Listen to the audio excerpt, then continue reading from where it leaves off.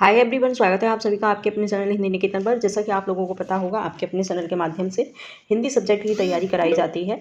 जैसे कि चाहे वो आप किसी भी तैयारी की कर रहे हो, किसी भी एग्ज़ाम की प्रिपरेशन कर रहे हो, जिसमें कि जैसे कि आप एसएससी की तैयारी कर रहे हो, या फिर आप पुलिस भर्ती की तैयारी कर रहे हो, या फिर हिंदी टीजीटी पीजीटी, या फिर कर रहे हो आप बीपीएससी किसी भी वर्ग की तैयारी, तो आपको पूर्ण रूप से हिंदी सब्जेक्ट की तैयारी इस चैनल के माध्यम से कराई जाती है, मेरे चैनल के माध्यम से। तो आप इसे ज्वाइन कर सकते हैं। साथ ही जो लोग चैनल पर नए हैं, चैनल को सब्सक्राइब करके बेल आइकन प्रेस कर लेंगे, जिससे कि मेरा जो भी नया वीडियो आया वो सबसे पहले आप तक पहुँचे।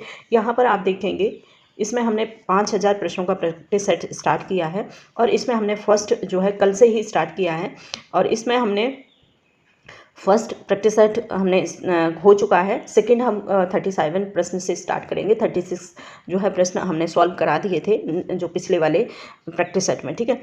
तो मैं कहना चाहूँगी, जो लोग बीपीएससी के किसी भी वर्ग की तैयारी कर रहे हैं, मोस्टली ये बीपीएससी वर्ग के लिए ही हमने ये जो सीरीज़ स्टार्ट की है।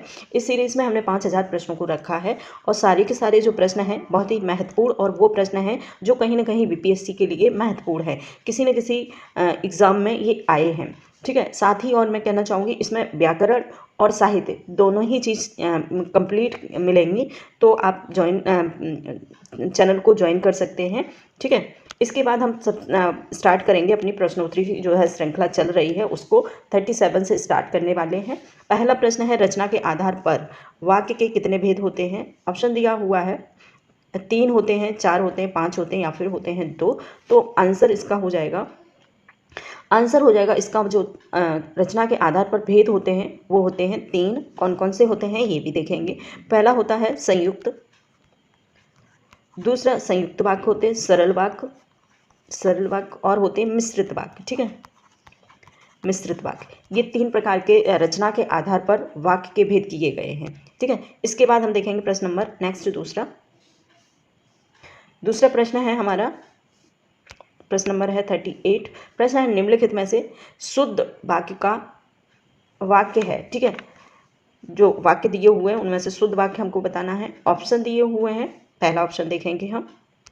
पहला है, प्रेम करना तलवार की नोक पर चलना है। दूसरा है, मुझे सफल होने की निराशा है। और तीसरा जो ऑप्शन है वो है, इस समस्या की औषध उसके पास है, ठीक है। तो सही शुद्ध हमको बताना है, यहाँ पर औसत लिखा है, आप लोग वर्डों को ध्यान रखेंगे, और आंसर हो जाएगा इसका। दूसरा है, यह काम आप पर निर्भर है, ठीक है। आंसर हो जाएगा इसका डी सही, बाकी ये सभी गलत हैं तीनों के तीनों, और आंसर हो जाएगा इसका डी सही, यानी कि यह काम आप पर निर्भर है, ठीक है। इसके बाद हम देखेंगे नेक्स्ट दूसरा प्रश्न है अंजन पंजन ढीना होना किस मुहावरे का सही अर्थ है, ठीक है। आपने सुना होगा अंजन पंजन ढीने होना किस लोकोक्ति या फिर मुहावरे का सही अर्थ है। ऑप्शन है, टालमटोल करना। दूसरा है, अनाड़ी आदमी को सफलता प्राप्त होना, ठीक है। तीसरा जो है, मौत निकट आना, या फिर शरीर शिथिल होना। तो आंसर हो जाएगा इसका डी सही, शरीर शिथिल होना ही अंजर पंजर ढीले होने का सही अर्थ है, ठीक है। जहाँ एक्सप्लेन करने को है मैं पूरा एक्सप्लेन करूँगी, ठीक है। और जहाँ थोड़े से वैसे प्रश्न हैं तो उनको थोड़ा सा आगे बढ़ाऊँगी। तो आप लोग बता सकते हैं, आप यदि आपको किसी चीज़ पे डाउट है तो आप कमेंट के माध्यम से एक्सप्लेन पूछ सकते हैं, ठीक है। इसके बाद हम प्रश्न देखेंगे, हाथ कंगन को आरसी, इस लोकोक्ति का सही अर्थ क्या है। ये वाला प्रश्न आपने बहुत बार सुना होगा, बहुत बार एग्जाम में आया। हाथ कंगन को आरसी किया, पढ़े लिखे को फारसी किया, पूरा जो है वाक्य ये है। तो आंसर हो जाएगा इसका, ऑप्शन पहले देखेंगे। ऑप्शन है, प्रत्यक्ष के लिए प्रमाण क्या है, और शक्तिमान की बजाय सिद्धांतहीन मनुष्य, ठीक है। दूसरा है, अहंकार की बातें करना। तो आंसर हो जाएगा हमारा फर्स्ट सही, प्रत्यक्ष को प्रमाण की ज़रूरत नहीं पड़ती है। हाथ कंगन को आरसी क्या, पढ़े लिखे को फारसी क्या, पूरा वाक्य ये है। इसके बाद हम देखेंगे प्रश्न नंबर 41। प्रश्न है, आंखें बिछाना मुहावरे का सही अर्थ क्या है, ठीक है। ऑप्शन दिए हुए हैं, ऑप्शन देखेंगे। प्रायश्चित करना, आंखें थक जाना, उपेक्षा करना, और है प्रेम पूर्वक प्रतीक्षा करना। तो आंसर हो जाएगा इसका डी सही, प्रेम पूर्वक किसी की प्रतीक्षा करना ही होता है आंखें बिछाना, ठीक है। दूसरा प्रश्न है, प्रश्न नंबर 42। माया महाठगनी हम जानी, तिरगुन फांस लिए कर डारे, बोले मधुर वाणी, ठीक है। ऑप्शन है, रूपक, इसमें अलंकार पूछा है, कौन सा अलंकार है, तो रूपक अलंकार है, उपमा अलंकार है, या फिर श्लेष है, या फिर है अन्योक्ति अलंकार। तो आंसर इसका जो हो जाएगा 42 का, वो हो जाएगा श्लेष अलंकार। ठीक है, श्लेष अलंकार क्यों हो जाएगा ये आप देखेंगे। श्लेष अलंकार में होता है, परिभाषा आप देखेंगे, किसी शब्द की, किसी वाक्य में एक शब्द एक से एक ही बार आता है, ठीक है, और उसके, परिभाषा आप लोग लिख सकते हैं, और उसके अर्थ एक से अधिक होते हैं। ठीक है, ये इसकी महत्वपूर्ण परिभाषा है, आप इसकी परिभाषा लिख सकते हैं। और वहाँ पर एक श्लेष अलंकार होता है। तो आंसर हो जाएगा आपका सी सही, श्लेष अलंकार। परिभाषा आप नोट डाउन कर सकते हैं। इसके बाद हम देखेंगे प्रश्न नंबर नेक्स्ट। प्रश्न है, पाए महावर देन को नाई बैठी आए, फिर जान महावरी एड़ी मीनत जाए। ठीक है, इसका पूरा हमें अर्थ समझना है और बताना है कि इसमें अलंकार कौन सा है। तो यहाँ से आप देखेंगे संदेह अलंकार है। दूसरा है, आप दूसरा देखेंगे, इसमें दूसरा कौन सा अलंकार है, दूसरा है रूपक अलंकार है, भ्रांतिमान अलंकार है, और है दृष्टांत अलंकार। 4 ऑप्शन दिए हुए हैं। आंसर आपका जो हो जाएगा सी सही होगा, भ्रांतिमान अलंकार। भ्रांतिमान अलंकार आप जानते होंगे, भ्रांतिमान अलंकार ऐसा होता है जिसमें किसी चीज़ का, आदमी को कोई चीज़ सामने आई उसकी, और उसको वो चीज़ के अलावा जो उसकी रियलिटी है उसके अलावा उसे दूसरी चीज़ के भ्रम हो जाता है। किस प्रकार से आप इस माध्यम से देखेंगे, ये दिया हुआ है पद, उसके माध्यम से आप देखेंगे। मैं पूरा समझाने वाली हूँ इसको। यहाँ पर देखेंगे, पाए महावर देन को नाई बैठी आए, फिर जान महावरी। महावरी का मतलब, ठीक है, रंग। महावरी का मतलब आप जानते हैं, महावर जिसे हम पैरों में लगाते हैं, महिलाएं लगाती होंगी, जो जिनकी शादी हो गई होगी वो महिलाएं लगाती हैं, और कलर होता है उसको महावर बोलते हैं, पैरों पर लगाया जाता है। ठीक है, तो यहाँ पर लिखा है, पाए महावर देन को नाई बैठी आए, यानी कि किसी जो नायिका है उसके पैरों पे महावर लगाने के लिए एक नायिका वो नाइन आई बैठी हुई है, यानी कि काम वाली मान के चलो, नाइन आई हुई है। और नाइन फिर क्या करती है, फिर जान महावरी एनी मिन्नत जाए, यानी कि जो महावरी है, महावरी का मतलब है यहाँ पर पैर से है, पैर महिला के, जो नायिका है उसके इतने ज़्यादा पिंक हैं, इतने ज़्यादा कलरफुल हैं, और उन पैरों को ही महावर यानी कि कलर समझ रही है, और उस महिला की जो नायिका है उसकी एड़ी मीनती जा रही है, यानी कि जो कलर है उसको, उस महिला के जो पैर हैं इतने लाल हैं, इतने पिंक हैं कि कलर में और उस नायिका के पैरों में उसे कोई अंतर नहीं नज़र आ रहा है। कलर को ही वो महावर पैर को ही वो महावर समझ के उस नायिका के पैर को रगड़ती जा रही है। ठीक है, पूरा समझ आ गया होगा। और इसके बाद तो आंसर हो जाएगा आपका सी सही, भ्रांतिमान अलंकार। ओके, इसके बाद हम देखेंगे प्रश्न नंबर दूसरा। प्रश्न है, दृग उर्जत टूटत कुटुम चतुर जुरत चतुरचित प्रीत, परत गांठ दुर्जन ही दई नई यह प्रीत। ठीक है, ये महत्वपूर्ण जो पंक्तियां हैं ये बिहारी की हैं, और इसमें पूछा है कि अलंकार कौन सा है। ठीक है, तो आंसर आप देखेंगे, आंसर इसका पूरा डिटेल मिलने वाला है आपको। आंसर हो जाएगा इसका, प्रश्न नंबर है हमारा 44 का आंसर हो जाएगा असंगति अलंकार। किस प्रकार से है ये आप देखेंगे।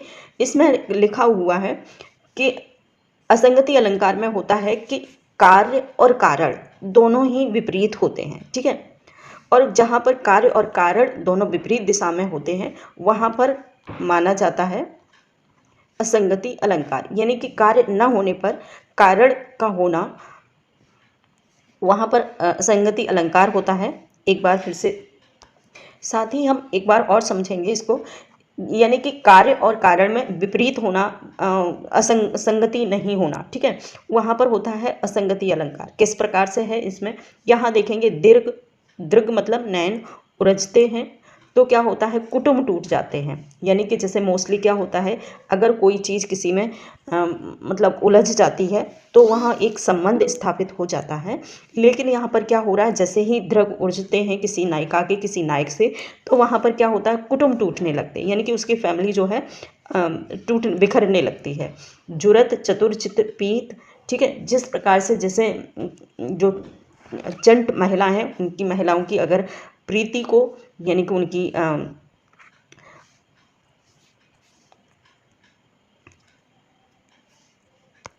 देखेंगे इस प्रकार से द्रग, ऊर्जत, टूटत, कुटुम, यानी कि किसी महिला के अगर किसी नायिका के किसी नायक से अगर नैन मिल जाते हैं।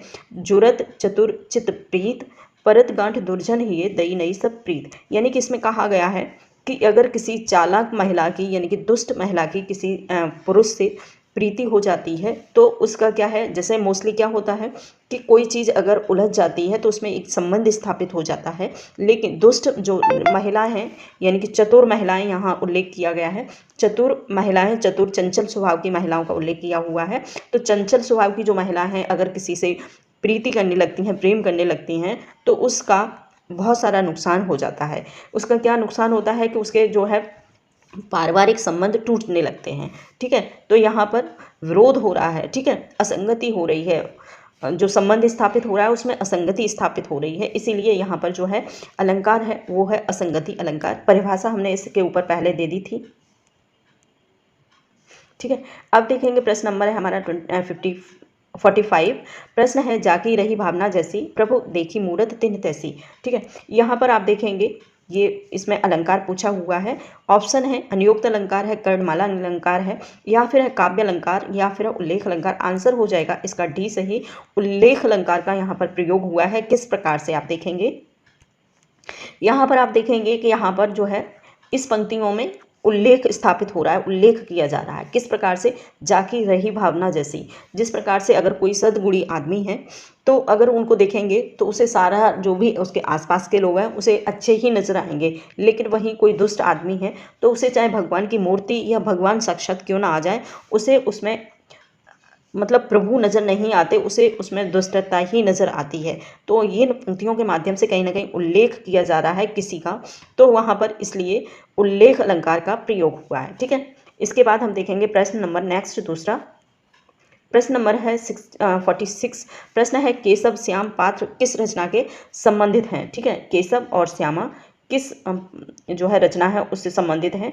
ऑप्शन है हमारे, ऑप्शन हो जाएंगे अक्षरों का महत्व, टिकट, अवलंब, दूसरा है नौकर, नादान, और तीसरा जो ऑप्शन है लास्ट वो है नादान दोस्त। तो आंसर हो जाएगा इसका 46 का वो हो जाएगा नादान दोस्त, ठीक है। नादान दोस्त जो रचना है उसके ये दो पात्र हैं केशव और श्यामा। इसके बाद हम देखेंगे नेक्स्ट दूसरा प्रश्न। प्रश्न नंबर है अयोध्या किस नदी के तट पर बसा हुआ है। सरल सा प्रश्न है, आंसर हो जाएगा गंगा नदी पर है। आप लोग कमेंट में बता सकते हैं कि यदि आपको पता है तो, ठीक है। तो क्या सरयू नदी पर बना हुआ है, यमुना नदी पर है, या फिर है भागीरथी नदी पर। तो आंसर हो जाएगा इसका बी सही, सरयू नदी पर बना हुआ है अयोध्या जो है। अयोध्या जो बसा हुआ है वो सरयू नदी पर बसा हुआ है, ठीक है, जहाँ पर राम जन्मभूमि है। आप लोग सभी जानते होंगे अभी तो बहुत चल रहा है राम जन्मभूमि का। तो जहाँ पर राम की जन्म हुआ है वो उसे अयोध्या है, और अयोध्या में जो बसा हुआ है वो सरयू नदी पर बसा हुआ है, ठीक है। इसके बाद हम प्रश्न देखेंगे 48। प्रश्न है विष्णु प्रभाकर की कहानी ऐसे ऐसे का पात्र मोहन किस कक्षा में पढ़ता है, ठीक है। आंसर हो जाएगा पहली कक्षा में है, दूसरी कक्षा में, तीसरी में, या फिर है चौथी कक्षा में। तो आंसर हो जाएगा इसका तीसरी कक्षा में, ठीक है, तीसरी कक्षा। आंसर हो जाएगा इसका तीसरी कक्षा में पढ़ता है। विष्णु प्रभाकर की महत्वपूर्ण ये कहानी है, ठीक है, एकांकी। तो उसमें जो है तीसरी कक्षा में पढ़ता है। इसके बाद हम देखेंगे प्रश्न नंबर नेक्स्ट 49। प्रश्न है संसार पुस्तक है नामक पाठ के आधार पर रचना सबसे पहले किस अक्षर को पढ़ने की बात करता है। यहाँ पर एक मतलब पद्य के आधार पर दिया हुआ है, प्रश्न को स्पष्ट करना। तो यहाँ देखेंगे कि संसार पुस्तक है, कवि संसार को पुस्तक मानता है, नामक पाठ के आधार पर रचनाकार ने सबसे पहले किस अक्षर को पढ़ने की बात करी है। दूसरा ऑप्शन दिए हुए हैं पृथ्वी को, प्रकृति को, जंगल को, या फिर पहाड़ को। तो आंसर हो जाएगा 49 का वो हो जाएगा बी सही, प्रकृति को सबसे पहले कवि पढ़ना चाहता है, और जिसे जो प्रकृति है कवि प्रकृति को ही एक पुस्तक के रूप में मानता है, ठीक है। इसके बाद हम देखेंगे नेक्स्ट दूसरा प्रश्न। प्रश्न है वाउल और भतियानी भतियाली, ठीक है, बाउल और भतियाली कहाँ के लोकगीत हैं? महत्वपूर्ण ये प्रश्न है, आप लोग नोट डाउन कर सकते हैं, जीके का भी है और हिंदी का भी है, ठीक है। ऑप्शन है पंजाब है, बंगाल है, राजस्थान है या फिर है बुंदेलखंड। तो आंसर हो जाएगा, वो हो जाएगा इसका बंगाल, बी सही, ठीक है। बंगाल के महत्वपूर्ण ये लोक गीत हैं। इसके साथ और भी लोकगीत हैं, उनका नाम आप लिख सकते हैं। दूसरा है भावेरा, ठीक है, भावेरा। दूसरा एक और लोकगीत है जो मोस्टली बंगाल में गाया जाता है, उसे कहते हैं गंभीरा, ठीक है, गंभीरा। ये इसके साथ आप ये भी आप याद कर सकते हैं। तो ये महत्वपूर्ण लोकगीत हैं बंगाल के। इसके बाद हम देखेंगे नेक्स्ट दूसरा प्रश्न।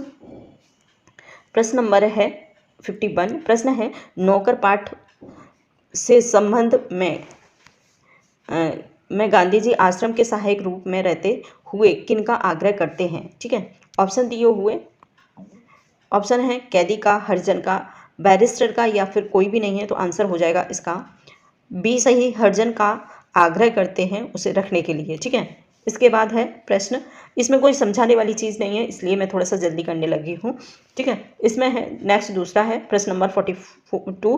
प्रश्न है हम पंछी उन्मुक्त गगन के शीर्षक कविता के रचनाकार कौन है? ये महत्वपूर्ण प्रश्न है, हम पंछी उन्मुक्त गगन के प्रमुख रचना के रचनाकार कौन है? आंसर हो जाएगा शिवमंगल सुमन है, नागार्जुन है या फिर भवानी प्रसाद मिश्र, केदारनाथ। तो आंसर इसका जो होगा वो हो जाएगा ए सही, शिवमंगल सुमन की ये महत्वपूर्ण रचना है, आप लोग याद रख सकते हैं। इसके बाद जो है इनकी और भी रचना है शिवमंगल सुमन की, वो है गुनिया का यौवन, ठीक है, आप लोग याद रख सकते हैं, गुनिया का यौवन, गुनिया का यौवन। और दूसरी एक और रचना है वो है ठीक है। इसके बाद हम देखेंगे प्रश्न नंबर 53। प्रश्न है कठपुतली शीर्षक रचना के रचनाकार कौन है?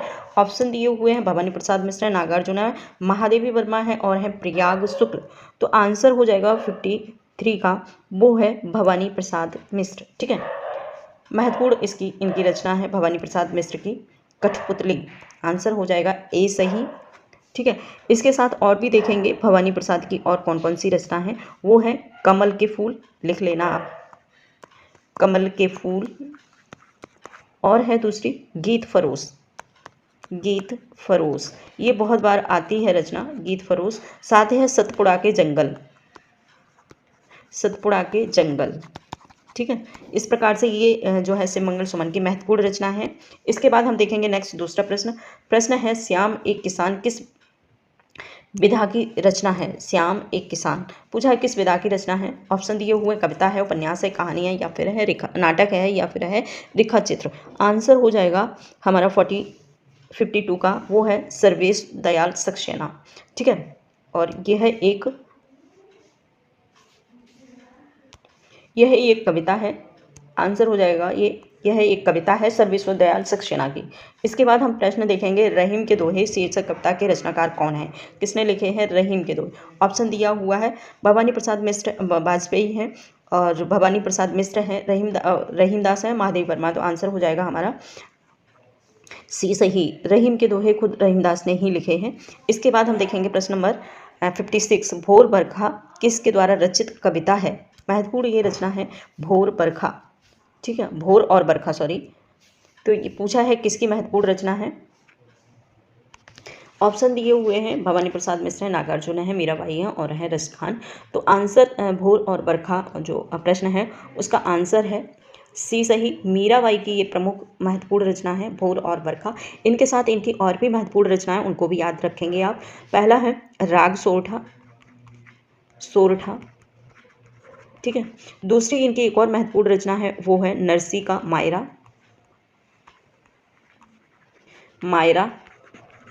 ठीक है। और है राग गोविंद,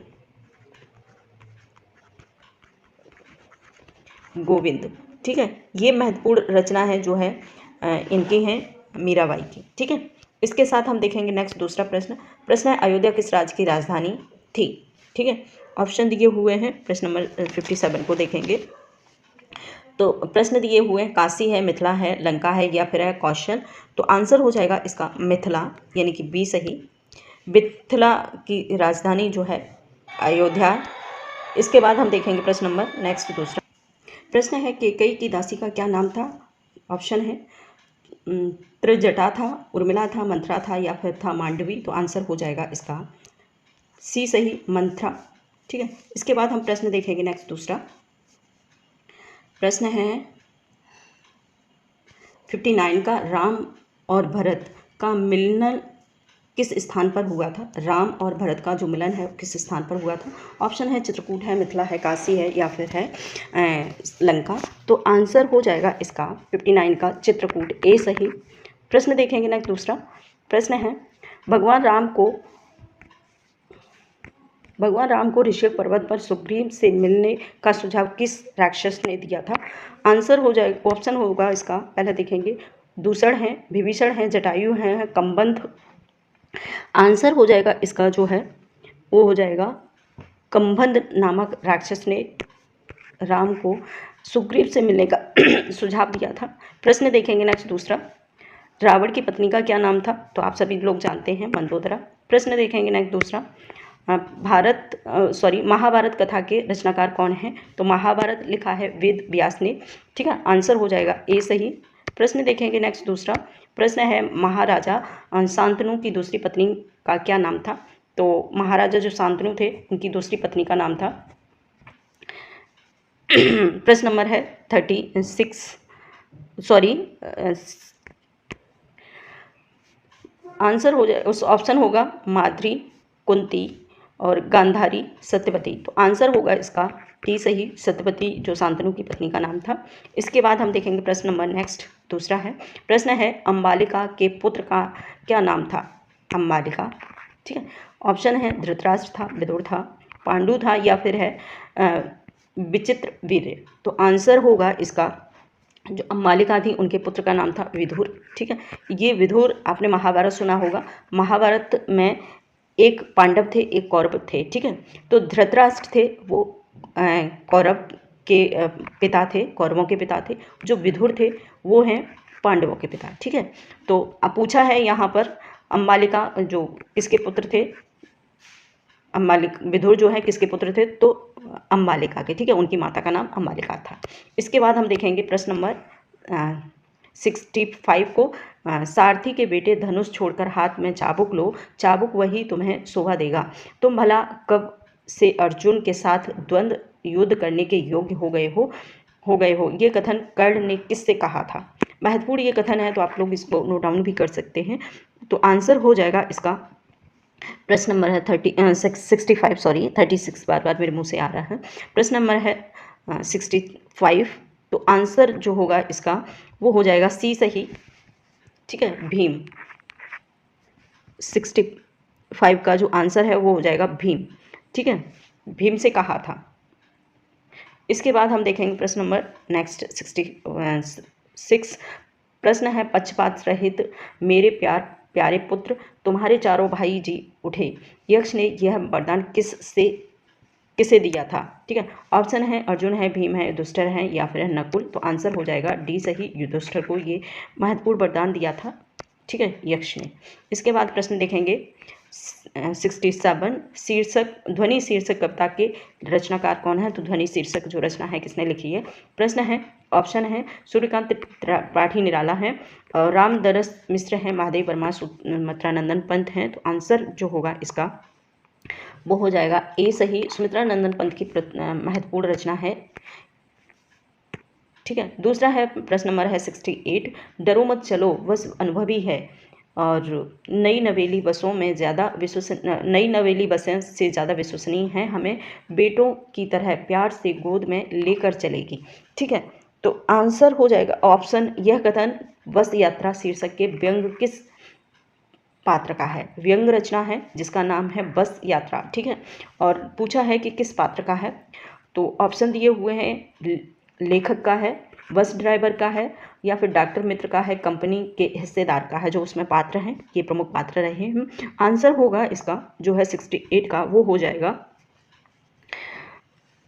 जाएगा आपका आंसर आंसर होगा बी सही, बस कंडक्टर का ये प्रमुख कथन है। और साथ ही ये देखेंगे ये रचना है जो है हरिशंकर परसाई की है। हरिशंकर परसाई महत्वपूर्ण व्यंग्यकार रहे हैं हमारे हिंदी साहित्य जगत के, तो उन्हीं की ये महत्वपूर्ण व्यंग्य रचना है जिसका नाम है बस यात्रा। ठीक है, इसके बाद हम प्रश्न देखेंगे चिट्ठियों की अनूठी दुनिया। ठीक है, शीर्षक निबंध के रचनाकार कौन है? चिट्ठियों की अनूठी दुनिया। किसका ये प्रमुख निबंध है? ऑप्शन है रामचंद्र तिवारी का, रामदरस का, अरविंद कुमार का, या फिर है सुभाष गातड़े का। ठीक है, तो आंसर हो जाएगा इसका डी सही, सुभाष गाताड़े का ये प्रमुख निबंध है। इसके बाद ये प्रश्न है लास्ट, प्रश्न नंबर है 17। इसके बाद हम नेक्स्ट दूसरे प्रश्न में दूसरे शीर्ष जो है प्रैक्टिस सेट में ऐड करेंगे। प्रश्न है यहाँ पर पहाड़ से ऊंचा आदमी शीर्षक जीवनी के रचनाकार कौन है? महत्वपूर्ण ये रचना है, आप लोग इसे नोट डाउन कर सकते हैं, बहुत बार रिपीट होती है ये रचना। ऑप्शन है सुभाष गाताड़े हैं, दूसरा है प्रदीप तिवारी है, निर्मल वर्मा है, रामदरस है। तो आंसर जो होगा 70 का हो जाएगा ए सही। ठीक है, आंसर होगा ए सही, सुभाष तागड़े। तो आज यहीं पर, बाकी नेक्स्ट हम